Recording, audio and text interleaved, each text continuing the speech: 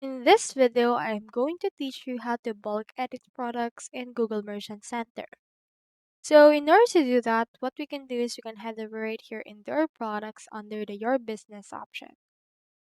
Now from in there, you can see all of our products. You can just select all of the products that you want to actually edit. From in there, click on this edit option and you can choose in here which kind of edit you want. So you can do a bulk edit, for example, to the price. Let's choose that and you can input right here the specific price for all three products. So I actually don't recommend this one unless you're doing a campaign. So you can also do a bulk edit on other options like availability, brand, shipping weight, size, title, and the likes. For example, let's head over to the availability option and let's choose on the edit for this. For example, let's choose in here limited and click on apply. And then after that, this will actually update the availability that we have in here for the products.